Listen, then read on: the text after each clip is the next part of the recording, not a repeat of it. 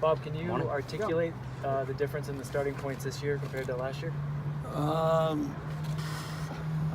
Mark Anthony Kay said to me today that I said, "What do you think?" And he goes, "You had a few sloppy touches," and I said, "You had more the first day last year, so you're doing just fine." So, when I use that as an example, it's a way of sort of saying that whether it's how a player's doing, or of course what the training field, the facility, the fact that now when we start, more guys are in tune with the kind of ideas.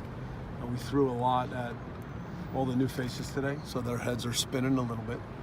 But our way of working is typically to, from the beginning, try to get some football ideas on the field and push them and try to get them to see some of the things that we think a good team does. So it's great that some guys are already far into that project, and then that's a way of sort of introducing others and trying to get the whole thing moving. So yeah, good first day. Coach, talking about new players, we are glad, at least I'm glad to see Carlos Vela as a part of the team. Yeah, I mean, Carlos, when rumors start flying around,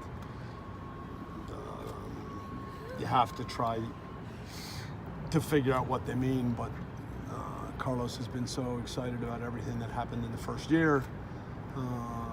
Upbeat to get started this year, seems as always in a great mood.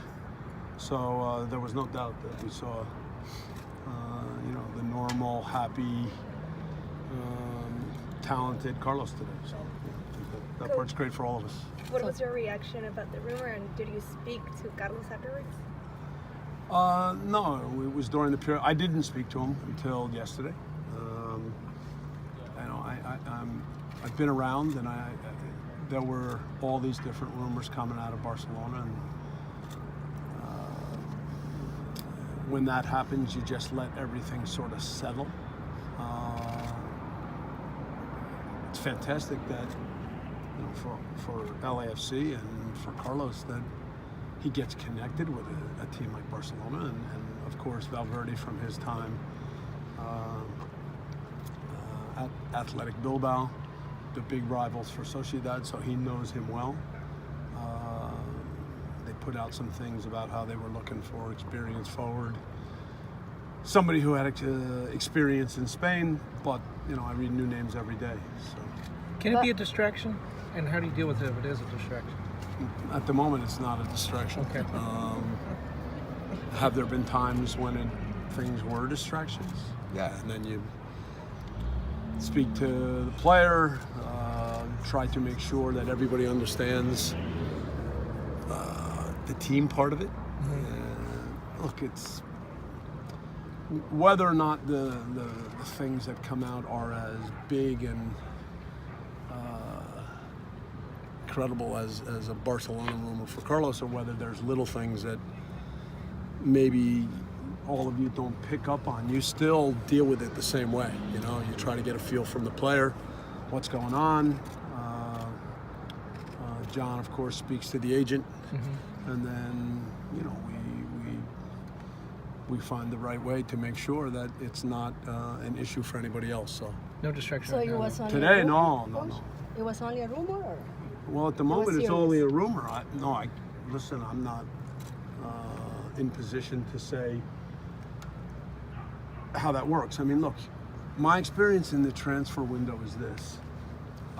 Names start to pop up, and usually in every situation, a team will have 5 names, 6 names, 10 names, 15 names. And they're working through some list, and they're trying to get an idea of what's possible. They're looking at all the different situations and the different factors. So if you say to me today, how serious is it? Is it a rumor? Where is he on a list? No, I have no answers today. So I'm not sure. It still speaks a lot of the word that LAFC put out last year, Carlos put out last year, you guys as a technical staff, because a team on the first year with all Carlos' experience, but at the same time he's on a team with the first year and he is on that list. I'd like to think it says something about the kind of football we played in the first year. It certainly speaks to the fact that when Carlos left Spain and came here, his motivation, his playing the World Cup, the kind of season that he had, that all those things still are noticed around the world. So I think on that end, it's great. Bob, I know it's early, but from what you've seen thus far and maybe conversations you've already had, what do we look for this year from Andre Horta? And maybe on top of that, Adama Diomande going into his second season? I mean, I can answer those guys specifically, but the reality is that it's sort of the same process for everyone. That you know, you have an idea how we want to play football as a club. Then as you get to know a guy, you have a picture of what you think he needs to look like as a player. And now you try to challenge him in the ways and open up his head for ideas in football. So, you know, Andre coming in halfway through the season, I don't think he found the right way to adjust in the depth, and he was anxious. As a young player coming to a new team, it's normal to be really anxious. But in the process, if you're really anxious and if you don't really pick up on some little things, then it's just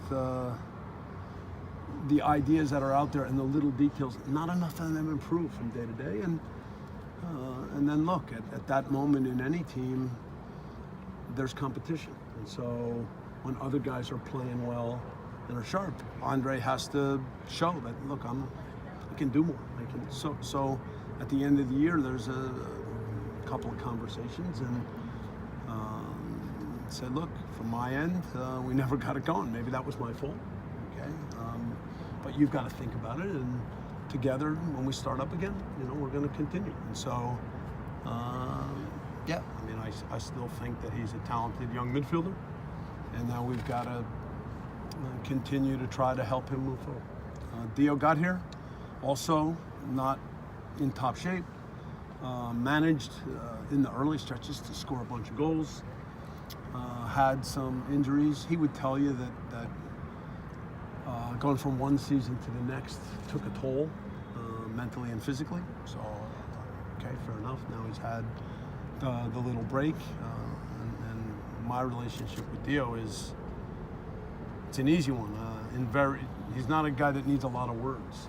So I can just say to him in simple terms that the first year was too much up and down, and that for us to be a really good team, we've got to get him back to where every day, the kind of training, the kind of presence, the kind of example, and then ultimately what he brings on the field. And how different is that process for guys like Javi Perez that are in a different spot? They're trying to, you know, show themselves and get a spot to stay on the team. The process, you know, the idea of saying, look, here's how we play football. Here are things that you're going to hear every day. Here are examples of the way we try to play. Like, that is out there for everyone. Now, when you get hit over the head with that the first time, and you don't know anybody else, and it's the first day, and things are moving fast, and all that, yeah, your head starts spinning a little bit. So there's a bunch of guys in the first day where they're still trying to figure out everything. But we try to see qualities in players that we think fit what we're looking for. And then the hope is that when they get here and now they start to see what training's like and how we play. And so, you know, Javi has a good background. And now I'm hopeful that he'll be able to show what he can do. Bob, when you speak to the roster continuity from last season to this, how important was it to you personally and to the team's front office to maintain the core of the team and also speak on the loss of Feilhaber, how that affected midfield? Yeah, the carryover is really important.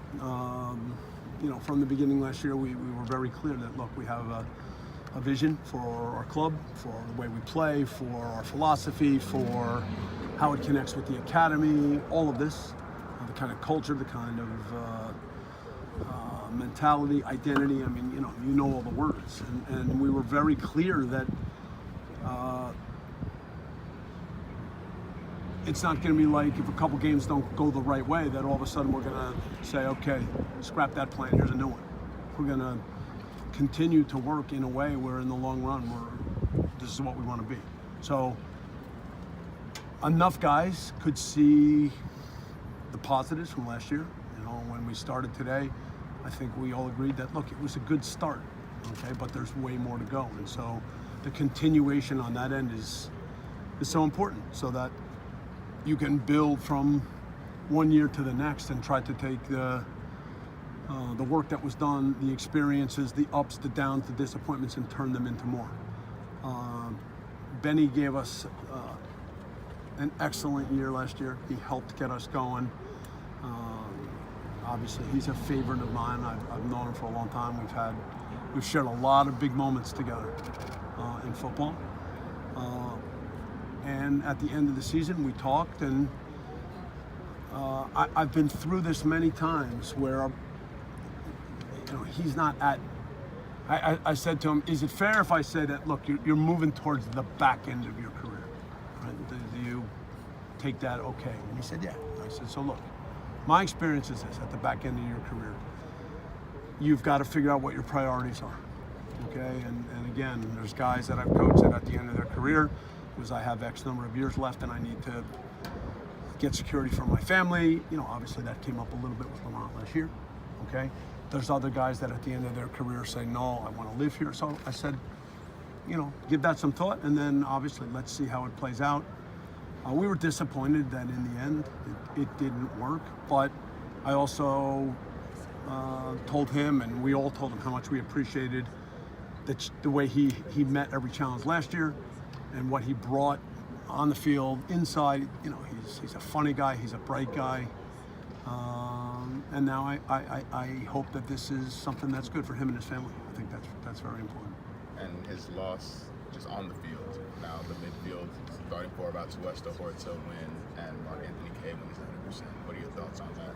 Yeah, that we have some interesting, talented midfielders. We'll keep trying to find others for sure. You know, the question earlier was about Andre, and so, you know, again,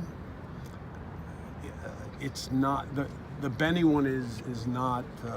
It had to run its proper course, but at the end of it, there's also then the idea that now Andre knows that, look, you know, come on, we also believe in you. So yeah, I mean, and then you get started, and then you hope that you see everybody improving, so that in order to get on the field, you've got to keep up. So, you know, I think with the four players you mentioned, that the starting point in the midfield is interesting. You know that Carlos can also play in the midfield, so that's another option. And there's a bunch of players. We drafted Peter Vassell. We drafted Javi Perez. So those are guys in the midfield today. Baggio Husidic is here. Connor O'Brien is in right now. He's a player that has played a little bit in Denmark and Norway. So, I mean, look, there's ways to keep looking at guys and try to find ones that, when they get thrown into this environment, you get a sense that they pick up things, they learn, they fit in, they're good. So, yeah, I've enjoyed that part over the years. You know, when you find a guy that maybe isn't so well known, that comes in, and look, we all had it with Mark Anthony Kay last year. You know, I mean, not too many people knew what he had done for Canada or for Louisville, but you could see as we started preseason that he had something, and it just kept getting better and better and better. So, you know, I'm always looking for guys that I think that they're the way they think, the way they play, pick up new ideas, fit in. So keep doing that. All right, thanks, guys. Cool, Bob. All right, Edward here. good.